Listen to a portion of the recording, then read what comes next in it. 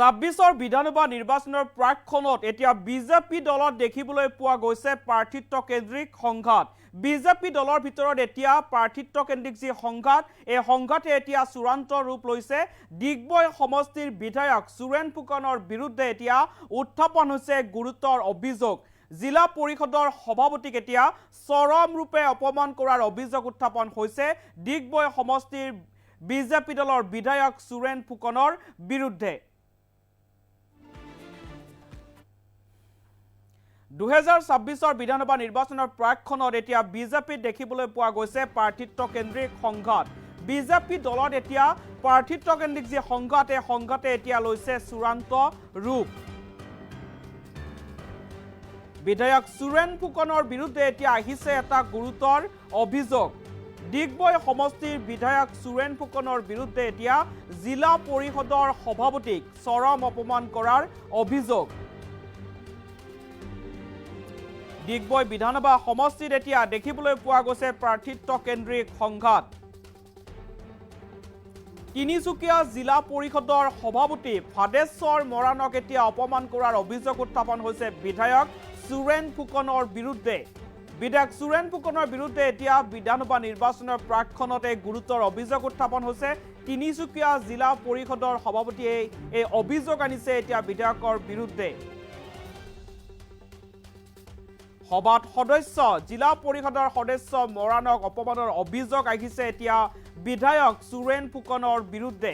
প্ৰাৰ্থিত্ব কেন্দ্ৰিক সংঘাতৰ পৰিণতিত এতিয়া মঞ্চত বহিবলৈ নিদিয়াৰো এতিয়া অভিযোগ আনিছে জিলা পৰিষদৰ সভাপতিয়ে। মঞ্চত বহিবলৈ নিদিয়াৰ বাবে সভা ত্যাগ কৰি ওলাই যায় ভাদেশ্বৰ মৰাণ। আৰু এনেদৰে এতিয়া দেখিবলৈ পোৱা গৈছে বিজেপি দলত এতিয়া প্ৰাৰ্থিত্ব কেন্দ্ৰিক সংঘাতে গুৰুতৰ ৰূপ ধাৰণ কৰিছে।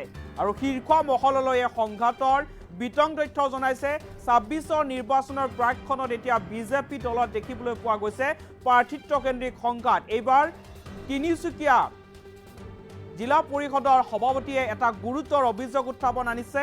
ডিগবৈ সমষ্টিৰ বিজেপি বিধায়ক সুৰেন ফুকনৰ বিৰুদ্ধে এতিয়া অভিযোগ আনিছে জিলা পৰিষদৰ এক সভাপতিয়ে। আৰু অপমান কৰাৰ অভিযোগ উত্থাপন হৈছে বিধায়ক সুৰেন ফুকনৰ বিৰুদ্ধে এতিয়া শীৰ্ষ মহলক অভিযোগ দিছে জিলা পৰিষদৰ সভাপতিয়ে। জিলা পৰিষদৰ সভাপতিক এতিয়া চৰম অপমান কৰাৰ গুৰুতৰ অভিযোগ উত্থাপন হৈছে ডিগবৈ সমষ্টিৰ বিধায়ক সুৰেন ফুকনৰ বিৰুদ্ধে। আৰু এনেদৰে এতিয়া দেখিবলৈ পোৱা গৈছে যিহেতু 26 বিধানসভা নিৰ্বাচন সমাগত আৰু বিধানসভা নিৰ্বাচনৰ প্ৰাকখনত এতিয়া শাসকীয় বিজেপি দলত দেখিবলৈ পোৱা গৈছে প্ৰাৰ্থিত্ব কেন্দ্ৰিক সংঘাত। এই সন্দৰ্ভত কিছু মন্তব্য আছে, মন্তব্য আগবঢ়াইছো। প্ৰাৰ্থিত্ব পদ থাকি সকলোৱে হ'ব পাৰে, কাৰণ সুৰেন ফুকন ডাঙৰীয়াক টিকেট দিব বিজেপি দল, আমি কি নালাগিম নেকি? আমিতো 100% লাগিম। আমি পদুম ফুলটো চিনি পাওঁ, আমি ভাৰতীয় জনতা পাৰ্টীৰ দলটো চিনি পাওঁ। আৰু ভাৰতীয় জনতা পাৰ্টীৰ দলটো আমাৰ এইকাৰণে nation first, party second, self last. আমি ৰাষ্ট্ৰৰ কাৰণে ভাৰতীয় জনতা পাৰ্টীয়ে ডিগবৈত জাগি দিয়ক, যোন সমষ্টিত জাগি দিয়ক, আমিতো লাগিম। মই জিলা পৰিষদৰ সভাপতি হিচাপে তিনিচুকীয়া জিলাৰ 6টা সমষ্টিত মই ডেফিনেটলি যুদ্ধ দিম। মই সকলো সমষ্টিত লাগিম। সকলো সমষ্টিত বিতৰ্ক নহয় ডিগবৈত কিয় হয়?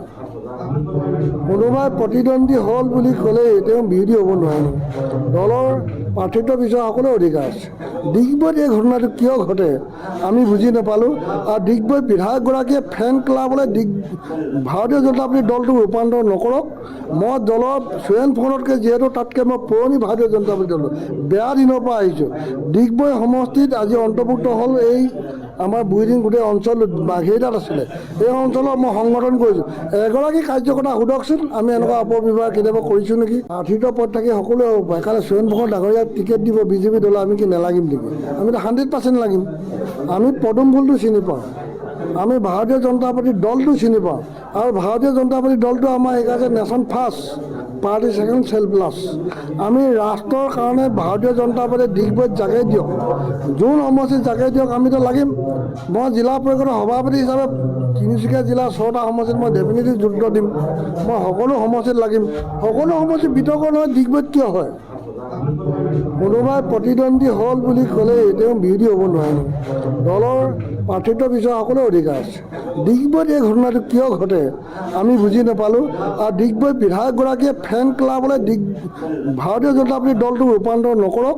মই দলৰ সুৰেণ ফুকনতকৈ যিহেতু তাতকৈ মই পুৰণি ভাৰতীয় জনতা পাৰ্টীৰ দল বেয়া দিনৰ পৰা আহিছোঁ।